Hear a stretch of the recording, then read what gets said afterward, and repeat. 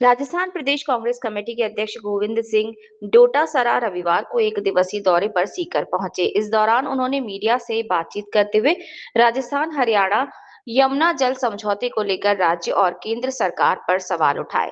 डोटासरा ने कहा कि यमुना जल समझौते के तहत पहले ही हरियाणा अपने उपयोग के लिए पानी सुरक्षित करेगा और उसके बाद केवल बरसात के समय दिसंबर से मई के बीच अतिरिक्त पानी ही राजस्थान को मिल सकेगा, वो भी सीमित मात्रा में। उन्होंने आरोप लगाया कि अब तक इस परियोजना की विस्तृत परियोजना रिपोर्ट डीपीआर तैयार नहीं हुई और ना ही इसके लिए राजस्थान को कोई बजट जारी किया गया। उन्होंने कहा कि डीपीआर और बजट के बिना यमुना जल मिलने के दावे केवल लोगों को भ्रमित करने वाले हैं। उन्होंने लक्ष्मणगढ़ क्षेत्र के लिए वर्ष 2011 में शुरू की गई इंदिरा गांधी नहर परियोजना का उल्लेख करते हुए कहा कि 833 करोड़ रुपए की ये योजना 15 वर्षों बाद भी पूरी नहीं हो सकी है।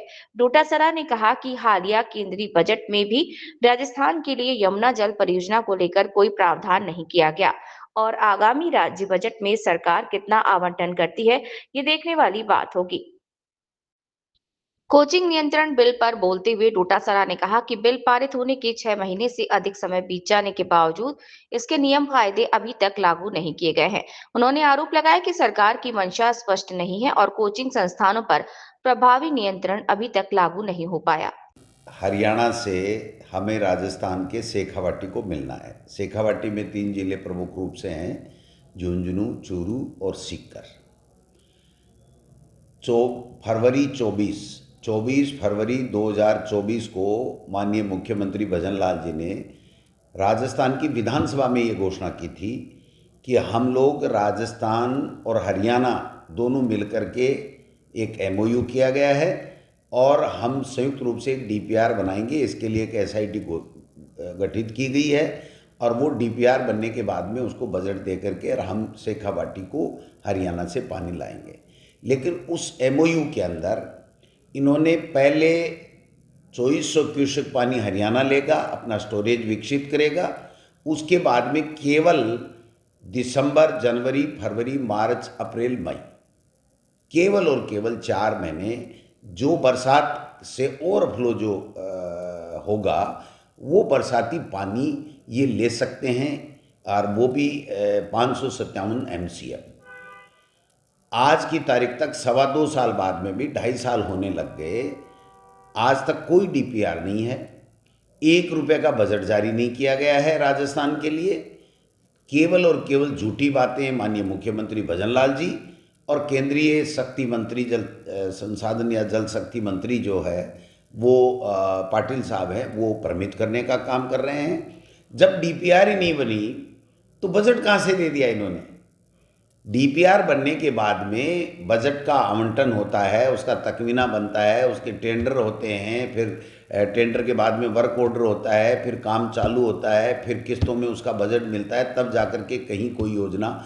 मैं 2011 के अंदर इंदिरा गांधी नहर परियोजना का लक्ष्मणगढ़ के लिए 833 करोड़ का पानी लाने की मैंने योजना की शुरुआत की थी।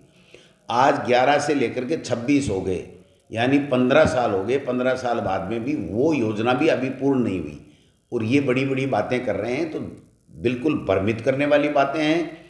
एक बूंद के लिए 1 रुपया भी राजस्थान को नहीं दिया गया है और जो केंद्र का अभी बजट आया है इसमें भी राजस्थान के लिए यमुना जल के लिए 1 रुपये का प्रावधान नहीं है।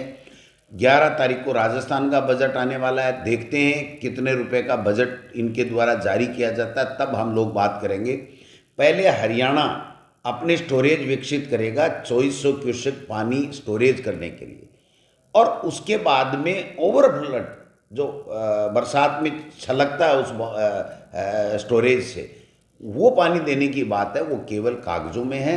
मौके के ऊपर किसी तरीके का न पानी आज की तारीख में कोई काम शुरू हुआ है, न मिला है, न कोई बजट जारी हुआ है। डीपीआर ही नहीं बनी तो पानी मिलने का सवाल कहाँ होता है? और मैं दावे के साथ कह सकता हूँ इस शेष 2.5 साल के अंदर भारतीय जनता पार्टी की राजस्थान की सरकार शेखावाटी को यमुना जल से एक बूंद पानी भी नहीं दे पाएगी, नहीं दे पाएगी, नहीं दे पाएगी। आगामी जो है बजट पेश होने वाला राजस्थान सरकार का एक जो है कोचिंग बिल को लेकर बड़ा मुद्दा है, हर बार जो है ये 6 महीने से ज़्यादा हो गए, उसकी रूल रेगुलेशन नहीं बने। वो कोचिंग वाला जो बिल है नियंत्रण का, वो आज भी प्रभावी नहीं है। इनकी मंशा ठीक नहीं है।